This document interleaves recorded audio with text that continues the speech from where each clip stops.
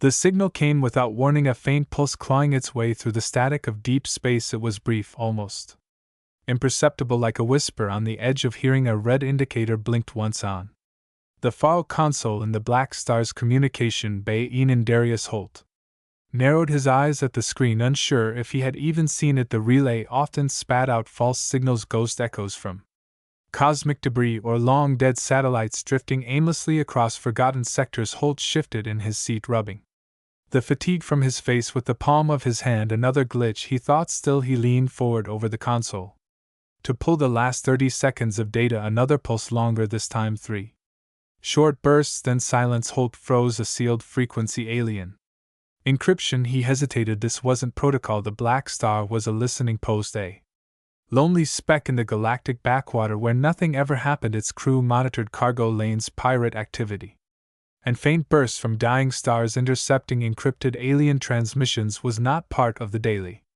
routine. Holt exhaled slowly, then tapped the internal cal. Captain Nolan, we have something. A pause, then Nolan's voice came through, low and calm. On my way. Holt glanced around the Comay. No one else had noticed. They never did. Routine dulled the senses.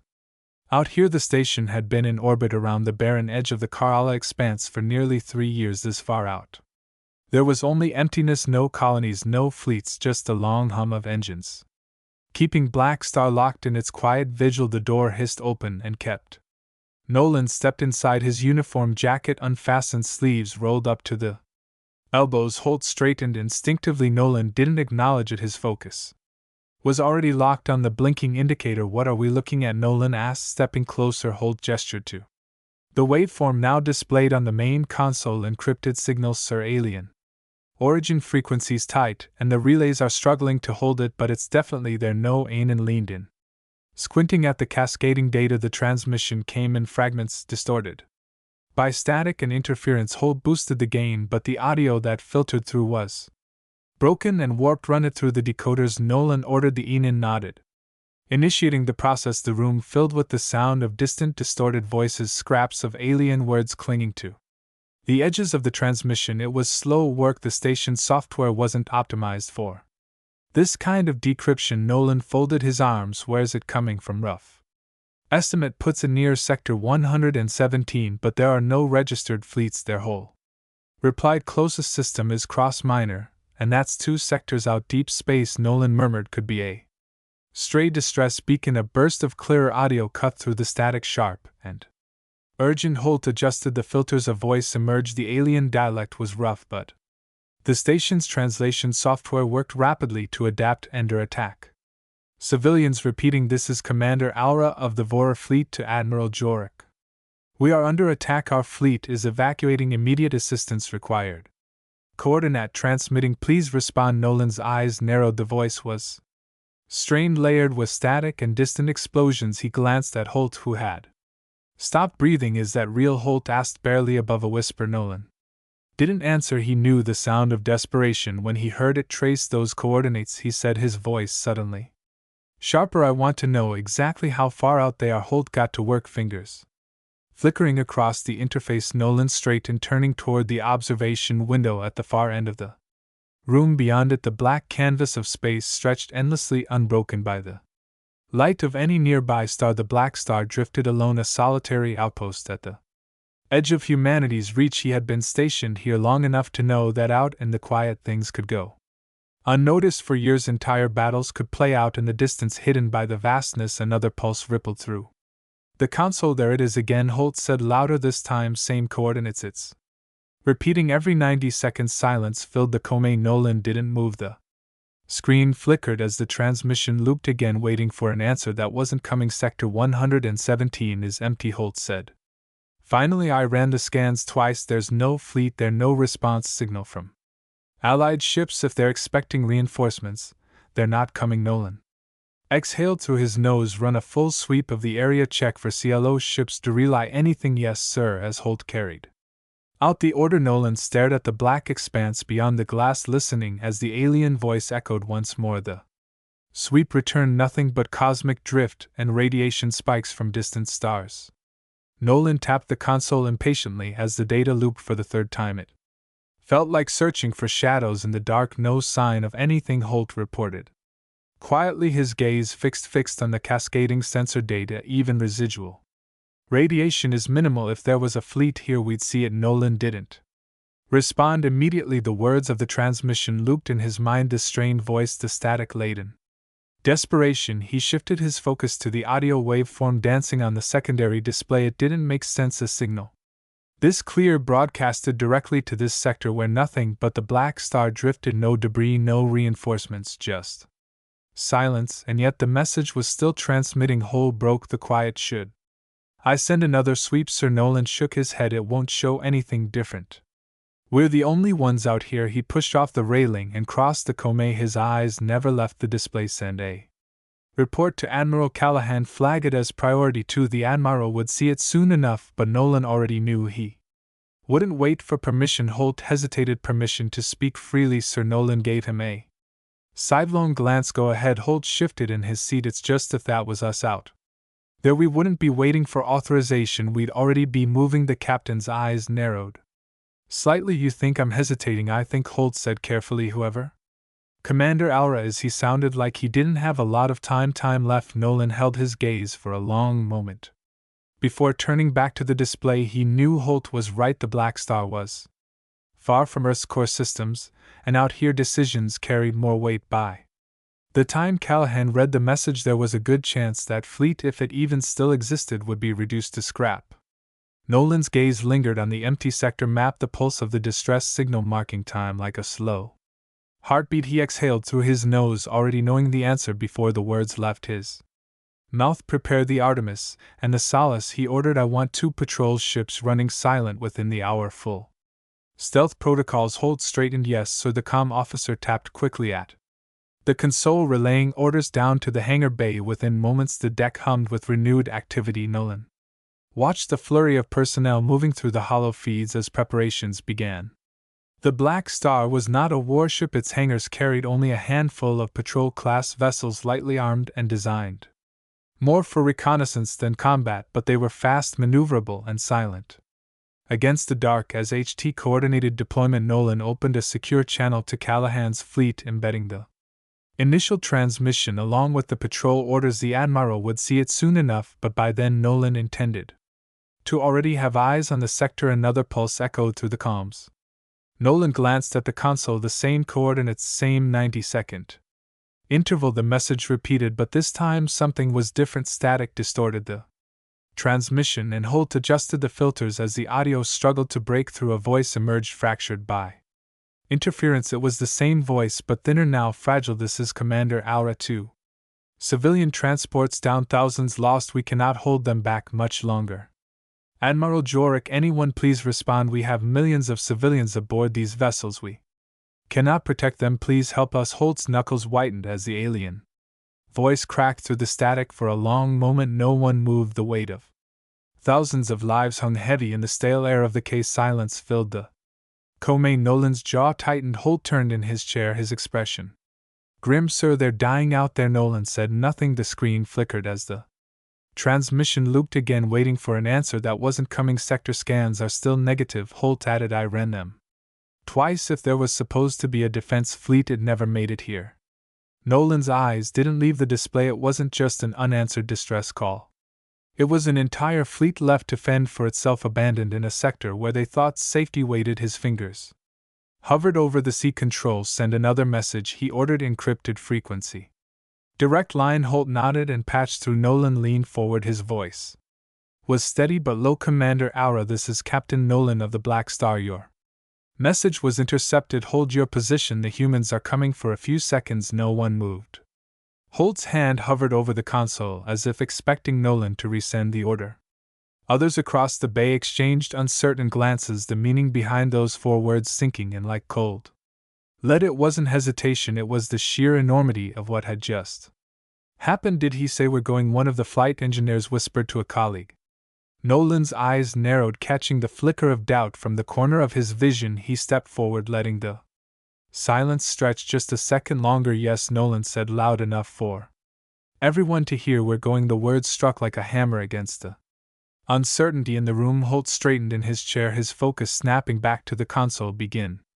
Pre-flight protocols for the Artemis, and Solace known ordered I want full checks on all systems and loadouts prepped for engagement 30 minutes. The order set the room into motion, but the undercurrent of unease persisted. Murmurs trailed behind the departing crew. It's not our fight. They aren't human. They could already be dead by the time we get there. One voice finally rose louder. Lieutenant Ree, arms crossed at the back of the room, hadn't moved since the signal replayed. His voice carried the weight of frustration more than fear. Sir, permission to speak freely? Nolan nodded without hesitation. Speak your mind. Lieutenant Ree took a step forward, glancing at the scattered personnel still lingering nearby. This isn't protocol. We don't have orders from command. This isn't our fight. Nolan met his gaze without blinking. It is now. Ree's jaw tightened. Even if we go, we're not equipped for this, sir. We're not a warship. We've got patrol-class vessels with recon specs. Those alien transports are under attack by something big enough to tear through civilian convoys. Will be outgunned the second we arrive. Nolan took a measured breath and stepped toward Reese, keeping his voice level but firm. I know what we have, Nolan said. I know the limits of this station and every ship in our hangar, but there are civilians dying out there, millions of them, and if we don't at least try, they won't stand a chance. He let the words hang there, letting them seep into the room. If we're outgunned, we outthink them. If our weapons are light, we aim for precision. This crew was trained to survive out here at the edge of unknown space. We adapt, that's what we do. Reese stared for a long moment, then gave a curt nod. Aye, sir. Nolan turned back to the crew. Get to work, you've got 28 minutes. The room emptied swiftly, leaving only Holt at the console. You knew they'd push back, Holt remarked, not looking up from the screen as he cycled through diagnostics for the Emmys. They wouldn't be worth commanding if they didn't, Nolan replied, stepping closer to observe the data feed. It's our job to make the hard calls, Hulk, even if they don't understand it yet. Hulk brow furrowed, and Callahan. Nolan's gaze drifted to the sector map, the pulse of the distress signal still marking its lonely position. By the time Callahan gets this, we'll already be gone. The hangar was alive with movement, mechanics and engineers loading the Emmys and Solace with everything the Black Star had to spare. Munitions crates rattled against the deck, and the hiss of welding torches echoed as armor plating was reinforced over key sections of each vessel. These weren't warships, but they'd make do. Nolan walked the line between the two ships, nodding to crews as they secured modified rail guns to the underside of the Artemis. The Solace had external missile racks hastily affixed to its flanks, still bearing the red markings of training ordnance now swapped for live payloads. Holt trailed beside him, data pad in hand. Engines are prepped, shields recalibrated for rapid discharge. Drones are equipped with sensor scramblers, but we're light on spare fuel cells. If this drags out, it won't. Nolan interrupted, his eyes fixed on the Artemis's cockpit, where pilot ran last-minute checks. We're in and out. The last of the munitions were loaded, and the bay doors began to close. Nolan turned toward the observation deck overlooking the launch platform. Ray's approached, helmet tucked under one arm. All ships report ready. We're clear for launch, Ree said. Nolan stood quietly for a moment, watching as the last few crew members boarded. Leighton, bring them home, he said, finally stepping toward the lift. The hangar lights dimmed, and the Artemis and Solace powered up, engines glowing faintly against the steel gray of the Black Star's bay walls. As Nolan entered the cockpit of the Emmys, he cast one final look toward the emptiness of Sector 117. God help us, he murmured, the hum of the ship's reactor swallowing the words. As they slipped into the void, the Artemis's engines hummed steadily as the Black Star receded into the backdrop of distant stars. The emptiness ahead stretched on, but the weight in Nolan's chest was heavier than the void outside. He tapped the comm link embedded in his console. Holt, open a channel, same frequency as the distress call. A flicker of hesitation crossed Hulk's voice. Yes, sir. Channel open. Nolan's voice cut through the hum of the cockpit. Commander Aura, this is Captain Nolan. We received your message. Hold your position. The humans are coming. Silence followed, broken only by the faint static crackling through the line. Holt shifted uncomfortably, eyes flicking to Nolan for reassurance. No response. Nolan adjusted the C again, leaning forward slightly. His tone softened, but the resolve in his voice remained unwavering. You are not alone out here. We'll get to you. Just hold on. The static thinned, replaced by a faint click, then a voice, fragile, distant, but unmistakably relieved. Understood, Captain Nolan. We await your arrival. Holt's shoulders relaxed at the sound, but the tension in the cockpit remained. The channels still open. Holt noted, glancing at the Fluctuating waveform, they didn't disconnect, they're holding on to hope. Nolan replied, settling back into his seat. Keep it open, as did the Artemis, and Solace moved toward the jump point. Nolan's gaze lingered on the star map projected above the console. Sector 7 blinked faintly, still marked by the pulsing distress signal. Ree's voice filtered in from the second patrol ship. We're in formation, ready to jump. On your mark, Captain. Nolan toggled the intercom. Steady, Reese, let's not make them wait. In the seconds before the jump, Nolan glanced at Holt. The usual smirk was gone, replaced by something far more solemn. They're not sure we'll make it in time, Holt said quietly. Nolan's eyes met his. Neither am I, but we're going anyway. The drive course surged and the stars blurred into streaks as the Emmys and Solace slipped into the warp corridor. The journey through warp was short, but each second stretched unbearably. Nolan remained fixed on the status screens, watching tactical reports filter in from the alien fleet. Sparse messages relayed the scale of the destruction. 2 more civilian transports down, defense ships, overwhelmed, fragments of alien vessels scattered across the battle space. Holt's console chirped incoming transmission. Same channel. Nolan nodded. Patch it through. Commander AL's voice returned clearer now. Captain Nolan, we've lost 2 more ships. Civilians are crammed into the remaining vessels, but we cannot hold them off. The attackers, they seem intent on eliminating every last one of us. Nolan's jaw tightened. How many ships are left? 7, though 2 are barely holding together. We've managed to form a defensive wedge around the larger transport, but Elra hesitated. We can't last another hour. Nolan straightened. We'll be there in minutes. Transmit your coordinates, and stay behind your strongest vessel the moment we arrive. Shift formation to draw fire away from the transports. Understood. And Captain Nolan waited. Thank you. I do not think anyone else would have answered. Nolan's eyes darkened. Anyone else wouldn't. The Artemis and Solace emerged from warp at the edge of a shattered battle space. Wreckage from fallen cruisers drifted lazily, torn hulls glinting under the faint light of a dying star. Nolan scanned the debris field, locking eyes on the hulking forms of enemy warships. Their rail guns shimmered with residual heat. The Vorer fleet, battered and teetering, looked like prey waiting for the final blow, but they weren't alone. 4 massive enemy cruisers loomed just beyond the alien formation, weapons cycling up for another volley. Swarms of smaller fighters circled the transport ships like vultures, waiting to pick apart at the remains. Nolan's hand tightened on the throttle. There they are, Holt whispered, eyes wide. Nolan's voice was steady. Let's end this quickly. The Emmys banked hard, breaking formation as the Solace veered right, rail guns powered up, missiles armed, and as the Black Star's patrol ships surged into the fray, Nolan knew one thing for certain: they wouldn't leave anyone behind. S voice cracked through the comms. Multiple hostile signatures. 3 more enemy cruisers bearing down on the lead transport. Fighters are swarming their engines. Nolan's eyes narrowed as his gaze swept the battlefield. They're hurting them, pushing them to collapse under their own weight. Reese's voice chimed in from the Solace. Orders, Captain. Nolan leaned forward, his jaw tightening as his eyes narrowed. The weight of the next move settled heavily in the space between heartbeats. Disrupt their formation, break the lead cruiser's flank, force them to scatter. The Artemis banked sharply, cutting through the wreckage as rail guns spun to life beneath the hull, locking onto the closest squadron of enemy fighters weaving between the civilian ships. Open fire, Nolan commanded. The rail guns roared, streams of tungsten rounds cutting through the black, clipping 2 enemy fighters in the opening volley. The remaining craft veered sharply, peeling away from the transports and looping back toward the Emmys. Got their attention, Holt said, the faint a smirk tugging at his lips. They're coming around. Let them. Nolan's gaze shifted to the Solace trailing just off their stern. Reese, sweep the rear clear. Anything that tries to get behind us, aye sir. As the Solace veered away, the Emmys surged forward, weaving through the drifting carcasses of shattered Vorer vessels.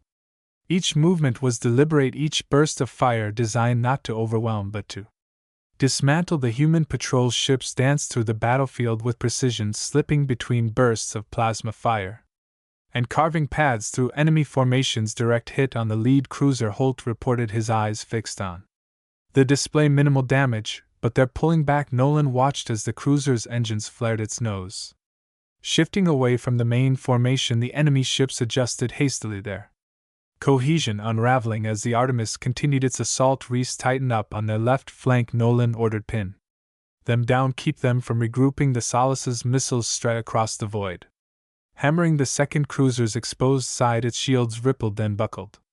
Under the impact flames venting from its lower decks, Holt's voice dropped. Slightly the tension audible, Captain, the transports are exposed, those fighters are doubling back. Nolan's eyes flicked to the tactical display. 3 squadrons of enemy fighters arc toward the cluster of civilian ships, accelerating to intercept. Rays intercept. Those fighters will cover the cruisers on it. The arm is banked hard thrusters, firing at full burn to match the cruiser's retreat. Nolan's eyes never left the display, calculating every angle, anticipating the next move. The enemy fleet was rattled but far from broken. A sudden flash of static erupted across the comms. The voice was faint, but it carried the unmistakable edge of relief. This is Commander Aura. Your intervention, it's working. They're pulling away. Nolan didn't respond. Immediately his focus was locked on the largest cruiser as it shifted course, angling toward the Artemis with renewed intent. Not for long, Nolan murmured. His fingers hovered over the fire controls. Leighton finished this quickly. The Emmys surged forward and the rail gun spun to life once more, slicing through the dark with surgical precision. The enemy cruisers pivoted sharply, engines burning hot as they surged back into formation like predators scenting weakness. Their cannons ignited, unleashing torrent of plasma fire across the void. The Artemis lurched hard to starboard, metal groaning beneath the strain as plasma fire scorched across her hull. Warning lights bathed the cockpit in a harsh red glow, and faint tremors rippled through the deck plating. Holt's voice sliced through the comms, strained and sharp. Direct hit to the port side shields holding, but they won't take another like that. Keep moving, Nolan ordered, eyes fixed on the tactical display. We can't let them box us in. The Solace darted across the enemy's flank, missiles streaking toward the closest cruiser. 2 detonations rippled against its shields, forcing it to divert power from its forward cannons. They're regrouping. Reese's voice filtered in through comms. Looks like they're bringing everything to bear on us. That's exactly what we want, Nolan replied, tilting the Artemis hard to port. Pull them and the enemy's smaller fighters swarmed in response, peppering the Artemis aft with rail fire as they pursued. Holt gritted his teeth, hands flying over the controls. They're like gnats, he growled. I can't shake them. Don't, Nolan said coldly. Lead them. The Artemis twisted abruptly, tearing through the space between the shattered remains of Vora's ships. Glowing fragments drifted like asteroids, and the distant silhouettes of damaged transports flickered their twin structures. Trembling under constant barrage, the enemy fighters followed relentlessly, their dark forms flashing beneath the dist and bursts of explosions behind them. The faint shadow of the Solace slid silently into position. Rees. Now, Nolan barked. A burst of missile fire from the Solace shredded through the cluster of pursuing fighters, tearing them apart in an instant. The remaining enemy vessels scattered, but not before another cruiser loomed into view, its cannons already locking onto the civilian transports. Nolan's pulse quickened. Intercept that fire. Halt. Push the engines. The Artemis lurched forward, crossing directly between the enemy cruiser and the largest Vora transport. Plasma fire rock across their shields, shaking the ship to its core. Shields at 20%. Holt shouted, I can't hold it much longer. Hold the line, Nolan commanded, his voice steady by them time.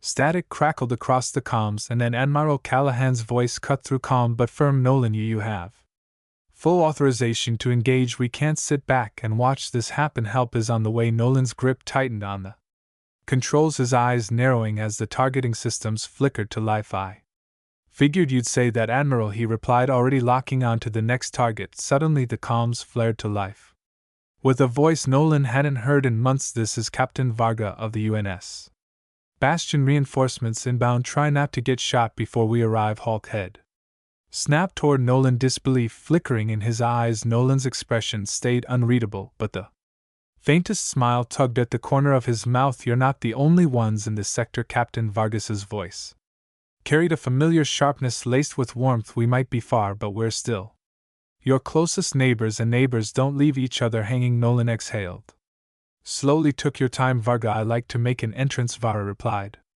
the grin audible in his voice. Can have you thinking you're the only hero out here. As Vargas's transmission faded, the battlefield painted a grim picture. The largest civilian transport groaned beneath another barrage, flames trailing from its rear engines. Captain, the main transport's coming apart. Holt snapped, urgency sharp in his tone. She won't hold much longer. Nolan's gaze darkened. Then we make sure She does. He flicked the comms. Rees form up. We're stepping in, Sir. Rees answered.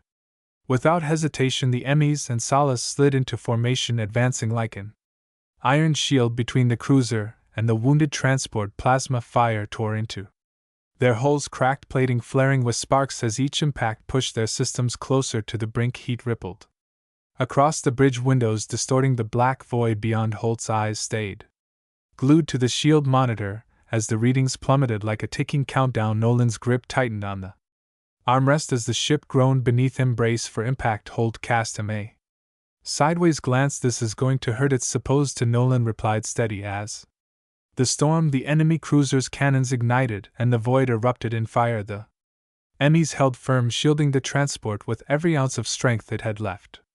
Then through the flames and debris the black horizon flared to life. Points of light multiplied, growing brighter until the silhouette of the UN bastion emerged like a shadow from the dark. Frigs and cruisers followed in formation, their weapons already hot, carving through the void like blades unsheathed. The fleet had arrived, and it wasn't small. The bastion's cannons roared to life, unleashing a hail of fire that cleaved through the enemy ranks with merciless precision. The cruisers that had moments ago seemed poised to crush the remaining Vora transports twisted awkwardly, breaking formation in a desperate attempt to evade the barrage. Nolan seized the opportunity without hesitation. Push forward, he commanded. We're not letting them regroup. The Emmys surged ahead, flanking the bastion as their rail guns pummeled the side of an enemy frigate, splitting it in two. Explosions cascaded through the cruiser's hull, its engines flickering and sputtering out as it drifted dead in the void. Rays, keep the pressure on their rear guard, Nolan ordered over the comms.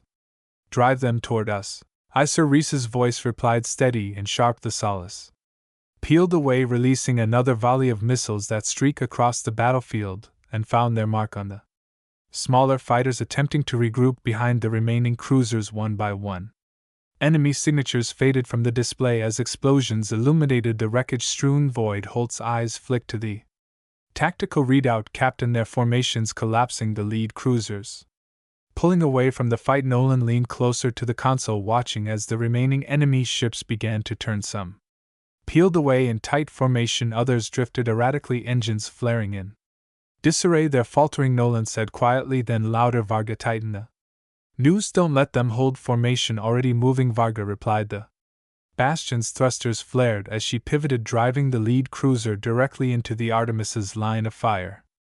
The combined barrage left the enemy vessel staggering, its cannons sputtering uselessly as its shields collapsed on the far end of the battlefield. The last remaining cruiser hesitated, its engines glowing hot as it lingered near the Vora transports. They're stalling, H said, narrowing his eyes, trying to cover the retreat. Not for long. Nolan's gaze locked onto the cruiser. Plasma fire still poured from its cannons, raking across the surface of the damaged civilian vessels. Focus fire on that cruiser, Nolan ordered, his voice tightening. We're ending this now. The Emmys and Bastion locked onto the target simultaneously, their combined firepower ripping into the cruiser's shields. Flashes of blue and white erupted along its hull as the barriers failed, and the blasts began to tear through its plating. The enemy vessel buckled under the assault, explosions rippling across its spine until finally its core detonated in a blinding burst. For the first time since the engagement began, the comms were silent.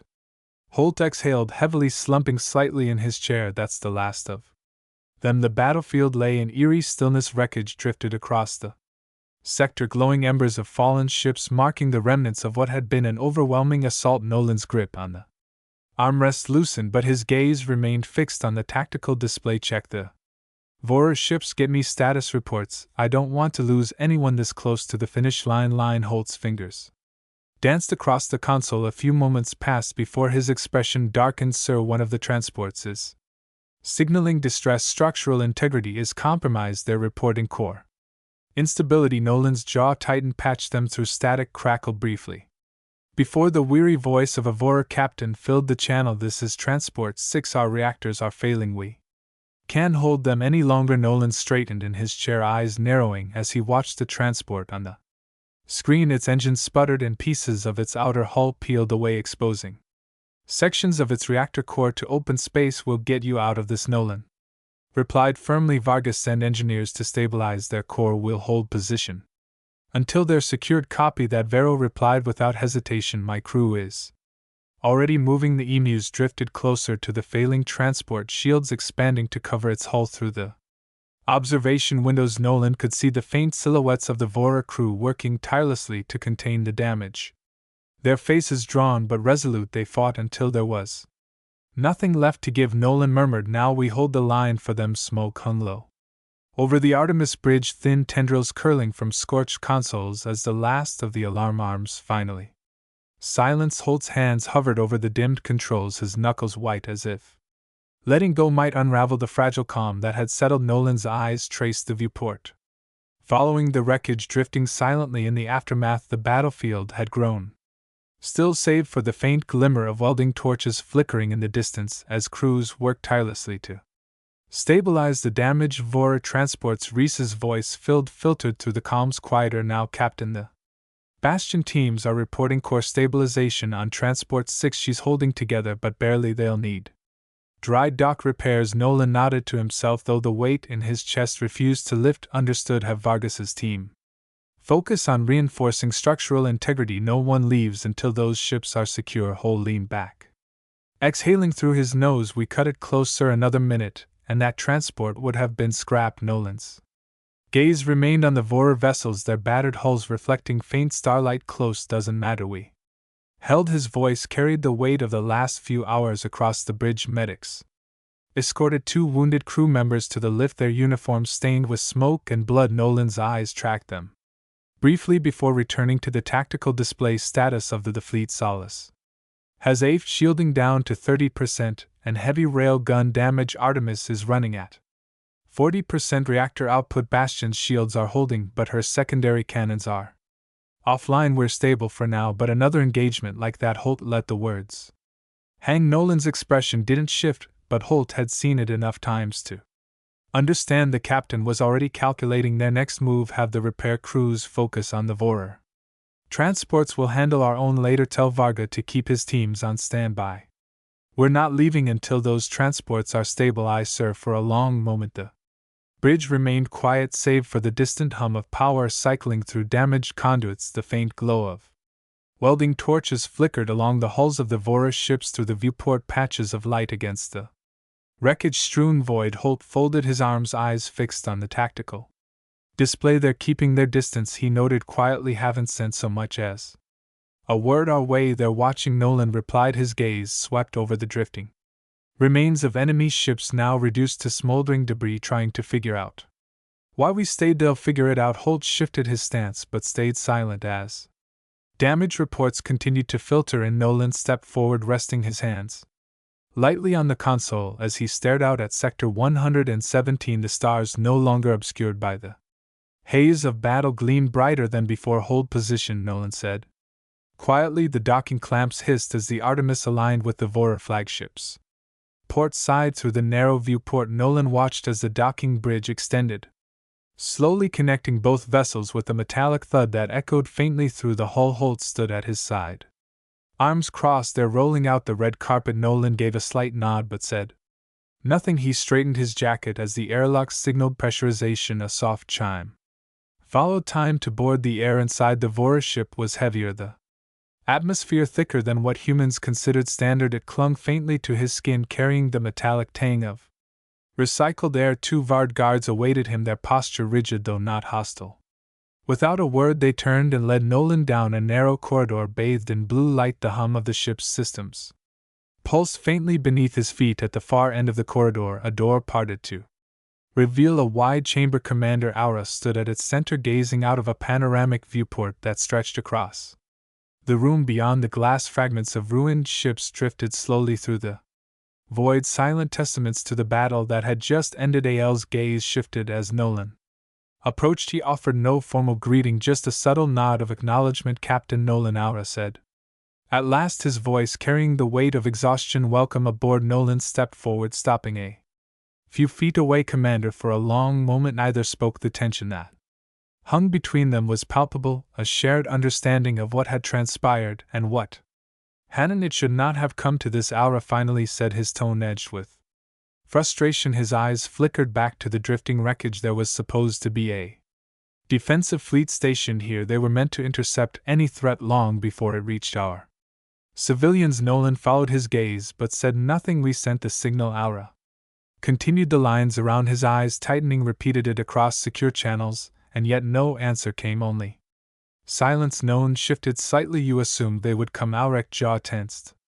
They should have. A silence stretched between them, punctuated only by the soft hum of the engines, the faint glimmer of distant stars reflected in the glass, and differed to the weight of the conversation. After a moment, Aura turned fully to face Nolan. I must ask, why did you come? The signal wasn't meant for you. Humans had no obligation to intervene. Nolan met his gaze evenly. There was no hesitation in his reply. We came because it was the right thing to do. Aura studied him, searching for something beneath the simplicity of the words. Whatever he sought, Nolan doubted he would find it. Finally, Ael's posture eased, if only slightly. He exhaled, the weight on his shoulders settling but not lifting. Your arrival saved thousands of lives today, Captain. That is not something I will forget. Nolan inclined his head. Neither will we. Aura stepped closer to the viewport, his eyes distant once more. I cannot say what became of our missing fleet. Perhaps they were delayed, or perhaps something worse befell them, but this sector will not forget humanity's actions today. Nolan watched him for a beat, then turned toward the exit. As he approached the doorway, Aurek's voice stopped him. There are questions left unanswered, Captain. Nolan glanced back over his shoulder. There always are. The door slid shut behind him as he stepped back into the corridor, the weight of unspoken questions lingering in the air. Nolan stepped back onto the bridge of the Emmys, the faint hum of the ship's systems grounding him. As the doors sealed shut behind him, the quiet felt different now, less like the lingering tension of battle and more like the calm after a storm. Holt sat at the navigation console, casting a glance over his shoulder. Vora transports are aligning for departure. Looks like they've got enough power to make the jump. Nolan approached the central viewport, watching as the battered alien ships repositioned themselves. Their hulls be deep scars, some sections dark and broken, but the engines flared steady. They would survive. The remaining Vorer crew aboard the Artemis had already begun returning to their ships, silent and efficient as they passed through the airlocks. None had spoken much, but their nods of acknowledgement carried weight. Nolan wasn't sure words could match their forming up. Holt added quietly, preparing to jump. A flicker of